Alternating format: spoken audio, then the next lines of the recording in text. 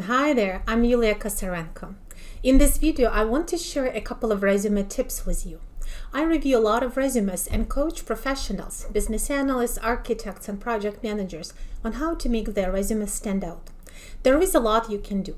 Resume structure, consistent format, highlighting your most valuable skills close to the top, and making your career objectives clear are all crucial. But today, we will talk about one specific aspect: the words you use. When I review a resume of someone who is applying for a business analyst position, whether they are aspiring or seasoned professionals, I pay close attention to how they use language and specific words. The ability to express ideas and concepts clearly in writing is a key competency for a business analyst. You should apply the same diligence to crafting your resume as you apply to crafting user stories and requirements documents. That means being clear, factual, and specific. What exactly does this mean? How do you apply this advice to your resume? Being clear means making your statements easy to understand. Don't use convoluted, specialized, and confusing language. For example, don't string too many nouns together like this: collaborated on the product sales dashboard improvement task force initiative. Too many nouns. Your audience will quickly lose tracks. They must simply ignore the sentence if it's too hard to extract useful information from the word structure you've used. Can you say it more simply? For example, created mock-ups for improved product sales dashboards, or defined requirements for enhancing product dashboards. The key information here is that you worked with dashboards. Even if your organization indeed used fancy terms such as task force initiatives, it doesn't add more clarity to what you've already said. Another example is abbreviations and company-specific terms. Those make your resume less clear.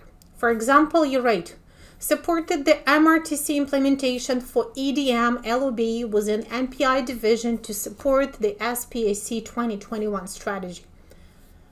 This may make complete sense to you, but absolutely no sense to me. Instead, I may hear, supported something somewhere, who knows what for, and I really have no idea what he did. So put yourself in the recruiter's shoes. They probably don't care how your previous employer branded their new strategy or the exact name of the division. They want to know what you can do and whether your skills and experience match what they're looking for.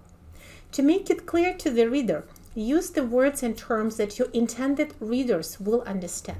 And if you must use an acronym, explain it. Being factual means including the facts about your career rather than qualitative statements, the projects you worked on, accomplishments, tangible results. Instead of just stating that you have experience in manufacturing industry, indicate your employment, and if the company you work for is not well known, you can mention the industry. For example, junior business analyst, NTRX technologies, robotics. Avoid empty and pompous statements that do not contain any factual information. Here are some examples. Passionate about applying my strengths to provide considerable value to the organization. Committed to achieving peak job performance. Fostered a collaborative team spirit across a diverse range of individuals to evolve a high-functioning and dedicated dream team.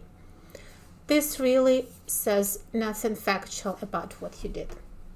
Instead, focus on the facts. For example, if you proposed a process improvement that helped eliminate redundant steps or reduce customer wait time, or mention that you've organized business analysis huddles to share best practices, glossaries, and business rules across projects.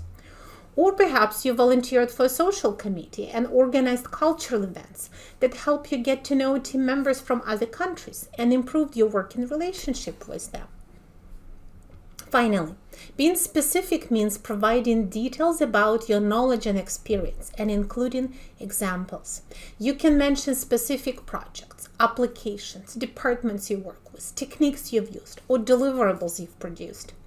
Instead of saying, collaborated on multiple projects for best business results, say, analyzed and captured requirements for a new accounts payable tracking system.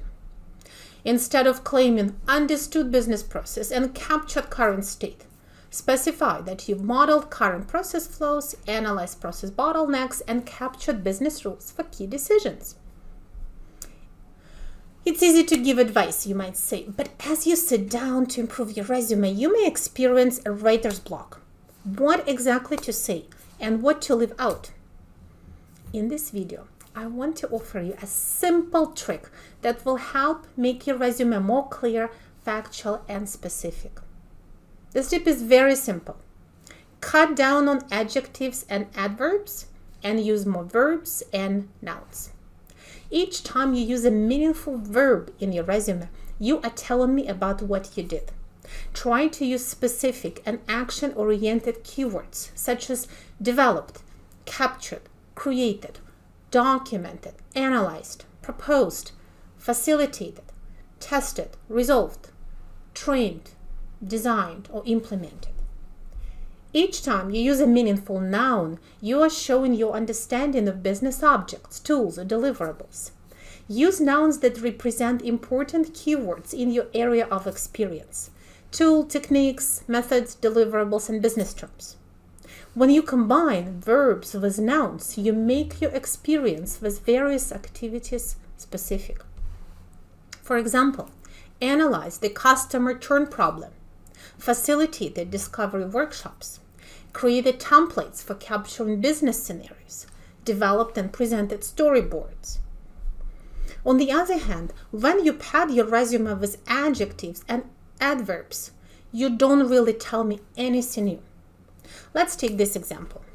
Extensive and versatile experience in requirements gathering. Extensive and versatile are adjectives.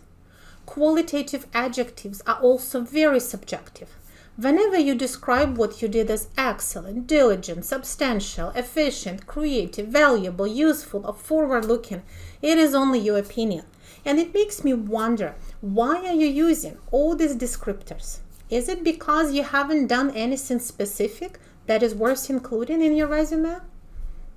The same applies to adverbs. You don't need them to embellish your activities, such as diligently captured business requirements or expertly negotiated with customers. Get rid of most adjectives and adverbs and replace them with nouns that reflect a specific aspect of your experience. Instead of extensive and versatile experience in requirements gathering, say, experience conducting requirements workshops, capturing user story maps, backlog planning facilitation, and grooming the backlog. Now, not only you've listed specific techniques that you're familiar with, you've crammed more useful keywords that will make your resume more searchable in a recruitment database. This brings me to another key message. Verbs and nouns are useful keywords. Adverbs and adjectives are not. When recruiters use search capabilities to search for resumes in databases, websites, and social media, they mostly rely on nouns and verbs directly related to the job requirements. It could be skills, methodologies, techniques, areas of knowledge, positions, certifications, or team roles. They are very unlikely to search for words like great, team player, motivated, best, responsible, or dynamic. So don't waste your time and space on your resume of the fillers and empty words. Instead, research and brush up on the professional terminology in your line of work and make your resume as informative as possible. That's it for today. To recap, be clear, factual, and specific in every line of your resume.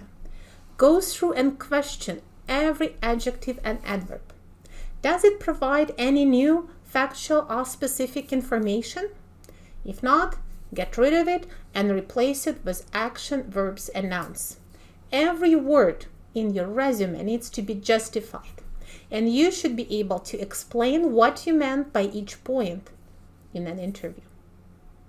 Now, go back to your resume and review it with a critical eye. And best of success in your next career move. I'm Yulia, and you're watching the Why Change channel. Until next time.